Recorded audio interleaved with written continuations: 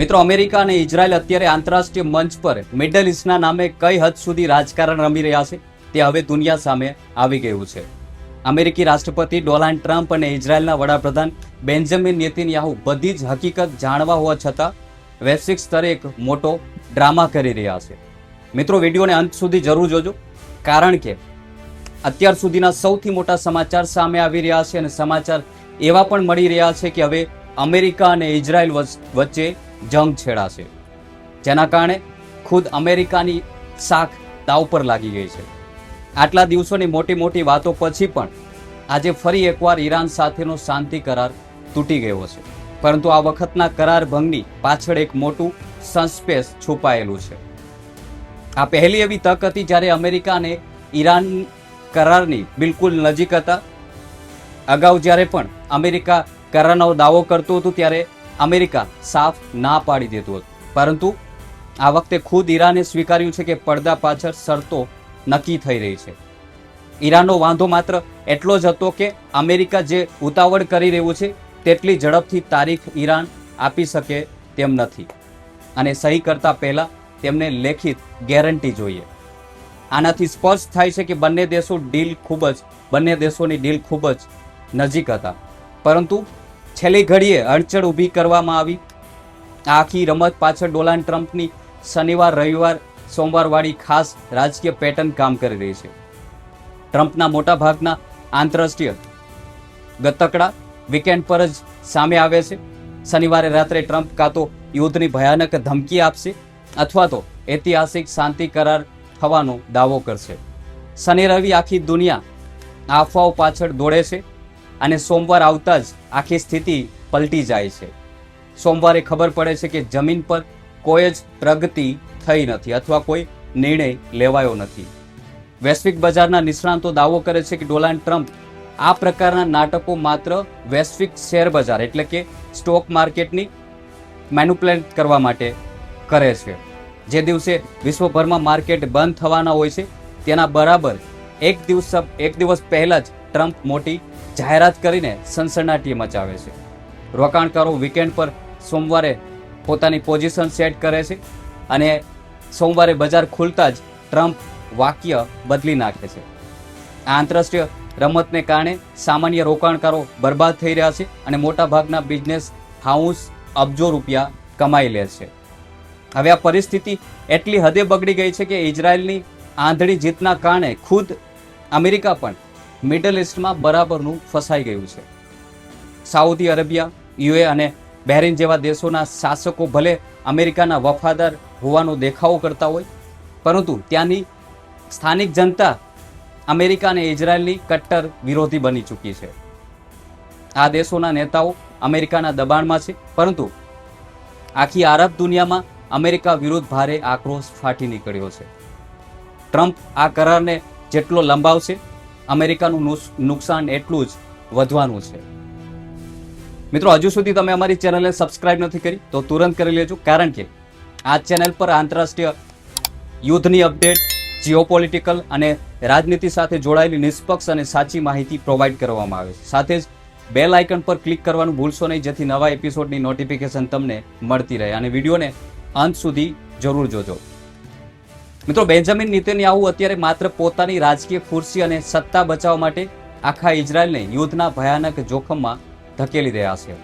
Donald Trump અને પાકિસ્તાન બંનેએ અગાઉ દાવો કર્યો હતો કે રવિવાર સુધીમાં આ શાંતિ કરાર ફાઇનલ થઈ જશે, પરંતુ રવિવાર પણ નીકળી ગયો અને કોઈ કરાર પણ નથી થયો. આ નિષ્ફળતા માટે સંપૂર્ણપણે ઇઝરાયલના વડાપ્રધાન બેન્જામિન નેતન્યાહુ જવાબદાર છે. બંને પક્ષો કરારની ફાઇનલ લાઇન સુધી પહોંચી ગયા હતા, પરંતુ છેલ્લી ઘડીએ નેતન્યાહુએ ફરીથી નવી અડચણો ઊભી કરીને આખી રમત બગાડી નાખી છે. ઇઝરાયલના વલણ સામે હવે ઈરાને પણ પોતાની શરતો એકદમ સ્પષ્ટ અને કડક કરી દીધી છે. ઈરાનની શરતો સીધી રીતે ભરોસા અને સુરક્ષા સાથે જોડાયેલી છે. ઈરાન અમેરિકા પાસે લેખિત ગેરંટી માંગી રહ્યું છે કે તેઓ જે વચનો આપી રહ્યા છે તે પૂરા કરશે. ઈરાનનો આ વિરોધ વ્યાજબી છે મિત્રો, કારણ કે અમેરિકાનો ઇતિહાસ વચન ભંગનો રહ્યો છે. અફઘાનિસ્તાનમાંથી બહાર નીકળતી વખતે અમેરિકાએ તાલિબાન સાથે જે વાયદા કર્યા હતા તે આજે પણ પૂરા કર્યા નથી અને અફઘાનિસ્તાનના અબજો રૂપિયા અમેરિકા દબાવીને બેઠું છે. એટલે ઈરાને પહેલી શરત એ મૂકી છે કે અમેરિકા પહેલા તેમના ફ્રીઝ કરાયેલા પૈસા રિલીઝ કરે. આ આખી ખેંચતાણ વચ્ચે ઇઝરાયલના નેતન્યાહુએ એક બહુ ચતુર ચાલ રમી છે. તેમણે ધીમેથી એક નિવેદન આપી દીધું છે કે આ કરાર સાથે મારે કોઈ લેવા દેવા નથી, આ તો અમેરિકા અને ઇઝરાયલ વચ્ચેનો સીધો મામલો છે. એટલે કે ઇઝરાયલ આ શાંતિ કરારમાં સત્તાવાર રીતે સામેલ થવા જ તૈયાર નથી. હવે મોટો સવાલ એ પણ ઊભો થાય છે કે જો ઇઝરાયલ જ આ કરારનો ભાગ નહીં બને તો મિડલ ઇસ્ટમાં ક્યારેય શાંતિ સ્થપાશે નહીં, કારણ કે આખા વિવાદનું મુખ્ય મૂળ જ ઇઝરાયલ છે. જો યુદ્ધ કરનાર મુખ્ય દેશ જ શાંતિ માટે તૈયાર ન હોય તો આ કરાર માત્ર કાગળ પરનો ડ્રામા બનીને રહી જાય છે.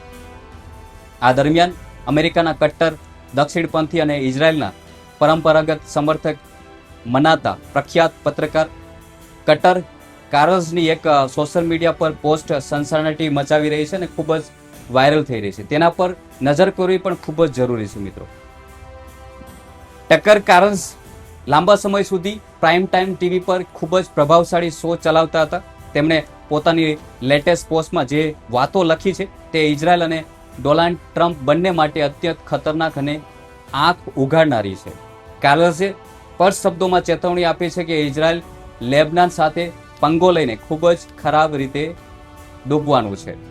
તેમણે વધુમાં લખ્યું છે કે આખી આરબ દુનિયા અત્યારે ગાઝામાં ઇઝરાયલ દ્વારા કરવામાં આવી રહેલી સૈન્ય કાર્યવાહીથી ખુલ્લેઆમ નરસંહાર તરીકે જોઈ રહી છે.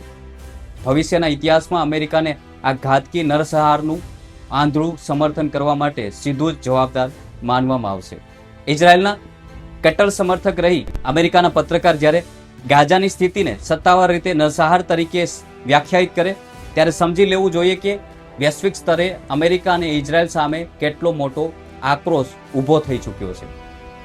મિત્રો, આરબ દુનિયાના શાસકો ભલે અમેરિકાના સૈન્ય અને આર્થિક પાવરથી ડરતા હોય, પરંતુ ગાઝા અને લેબનાનમાં ચાલી રહેલા માસૂમ લોકોના કત્લેઆમના કારણે ત્યાંની પ્રજાનો પારો 7મા આસમાને પહોંચી ગયો છે.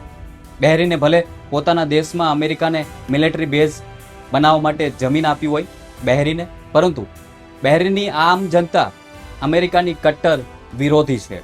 યુએ અને સાઉદ અરેબિયા ભલે અમેરિકાના પ્રોક્સી ગણાતા હોય, પરંતુ ત્યાંના નાગરિકો ઇઝરાયલની કાર્યવાહીથી ગુસ્સામાં છે.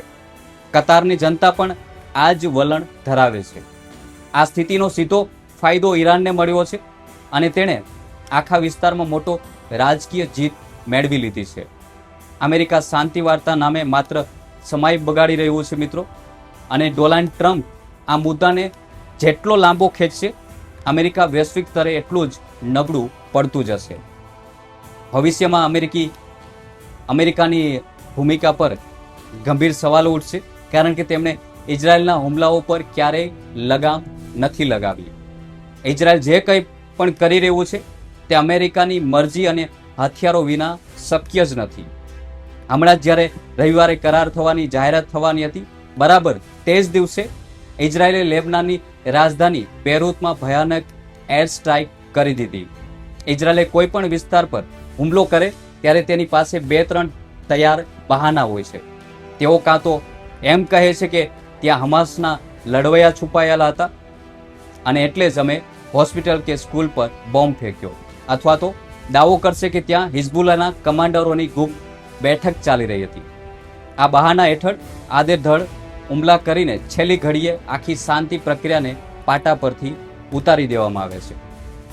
આ જ કારણે હવે તમામ અરબ દેશો અંદરખાને ઈરાનને આર્થિક મદદ એટલે કે ફંડિંગ આપી રહ્યા છે, જેથી ઈરાને મજબૂત થઈને ઇઝરાયલનો સામનો કરી શકે. હવે સ્થિતિ એવી આવી ગઈ છે કે ડોનાલ્ડ ટ્રમ્પ ક્યારેય સાચો શાંતિ કરાર નહીં કરે, કારણ કે કરાર કરવાનો તેમનો દાવો જ એક મોટું જૂઠાણું બની ગયો છે.